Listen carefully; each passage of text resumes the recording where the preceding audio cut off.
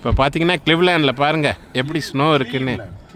தர ஃபுல்லாக ஸ்னோ ஸ்ட்ராம். இது நமக்கு இந்த லைட்டில் பார்க்குறதுக்கு நல்லா தெரியுது. நம்ம கார்லலாம் வந்து ஓப்பன் பண்ணதுனால வந்து நிற்கிது.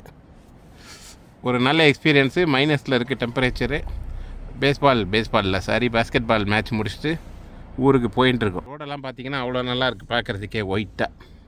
லேண்டு ரோடு, இது ரோடு தான், பார்ட் ஆஃப் த ரோடு தான். இந்த ஸ்னோ ஸ்டாம் பாருங்கள் எப்படி இருக்குன்னு.